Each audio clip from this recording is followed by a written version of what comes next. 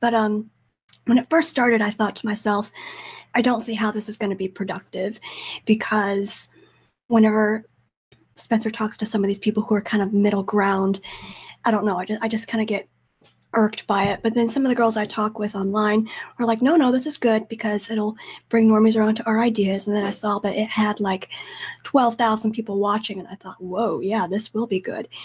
And less than 30 seconds in, I just started cringing because I heard arguments coming from Styx and from Sargon that, quite frankly, I've heard other people in the alt-right debunk in a matter of seconds and with very good, well thought out arguments.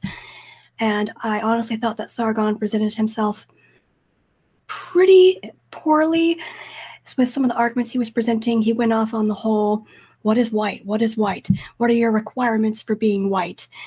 Which to me is ridiculous, because he's done several videos on debunking white privilege and what the SJWs are talking about as far as whites. So it just poor arguments, and I thought Sargon came off as a little bit arrogant, and I thought Spencer BTFO'd him pretty well on numerous occasions.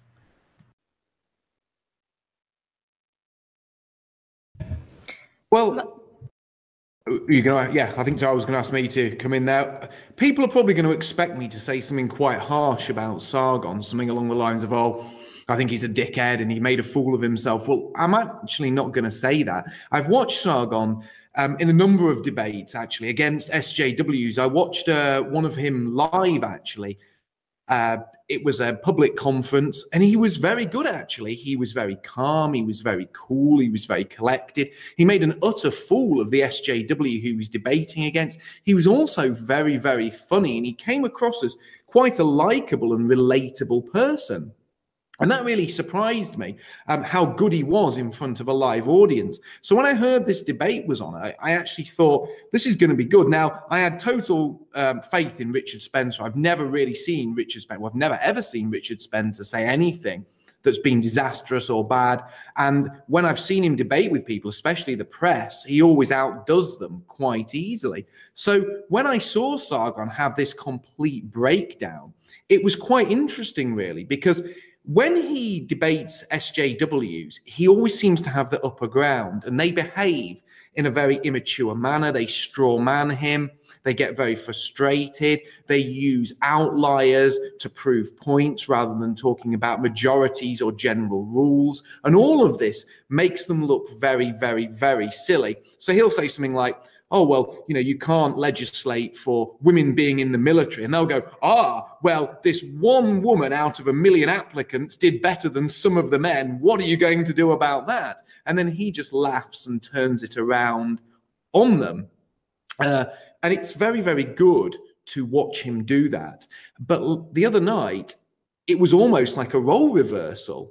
He really ended up looking like one of these SJWs. Richard Spencer took the high ground, and Sargon spent the whole debate trying to straw man him, trying to appeal to things like outliers, trying to talk about, you know, very odd cases, trying to pin him down on silly minutiae. Like, I saw a large portion of the debate where Sargon got very snarky and childish, trying to ask both Richard Spencer and Millennial Woes, well, what is white? How do we define white? And getting into these very, very silly, almost SJW-esque arguments. And it just goes to show that really the skeptic community, they aren't actually this sort of middle high ground that they claim to be, that are intellectuals, that are above it all. Now, obviously, they are above these rabid lefties and SJW cretins, and it's very easy for them to run rings around those sort of people.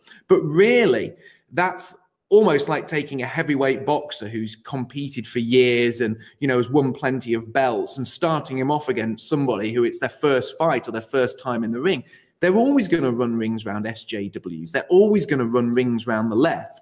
But once you actually put them into a proper combative debate against somebody who's actually got a salient point, you see how quickly these people fall to pieces, and you see how quickly they can't actually respond in any meaningful fashion to common sense. Now, we've talked about this a lot on this show, about the link between race and culture, how our collectivism, our collective identity is important, how that will always defeat individualism, how these things are just common sense. And when Richard Spencer brought these things up, Sargon had no answer to him. And I think it was a really, really telling debate. And for someone who's as big as Sargon to be so publicly humiliated and defeated and to be made to look like these SJWs that he spent his career opposing, I thought that was absolutely fantastic. And it can only be a good thing. The only thing we need to do now, like I've said before, we are winning this propaganda war, which takes place in this alternative media. But now's the time to transition that, because we've got so much momentum behind us. And I noticed that Sargon actually went and did a sort of a damage control rebuttal video on his channel today. And that went down like a lead balloon. Roughly half the people who've watched that have disliked it. His own fan base are turning against him. And people are coming to us. People are coming to us because of people like Richard Spencer. Because finally, with this alternative media, we have managed to put the truth out there. And we have not just defeated the left, but we've defeated this facile and false center ground that has been created by these so-called skeptics, which really had no other merit other than to act as a barrier for people who are sick of the left to come to us, because they were getting stopped at these skeptics and held up with them. But now that barrier is being destroyed on a daily basis, and it's taken a major blow last night thanks to Richard Spencer and Millennial Woes. I can see a lot more people coming to us. And as I said, this isn't a big attack at Sargon, but this is my message to him. If he watches this show, you need to look yourself in the mirror, mate, and you need to be honest. You lost that debate. And you didn't just lose that debate because of a lack of debating skills, because you have beaten other people comprehensively. You lost that debate because you didn't actually have any points to make. And if you don't have any points to make, then it's about time you looked at your ideology and you acknowledged that maybe it isn't as watertight as you thought. Maybe other people are right. And if you look into your heart of hearts, mate, you can see we're the ones who are right. We're the ones you should really be with. We're the real alternative, and it's best you get on board with us.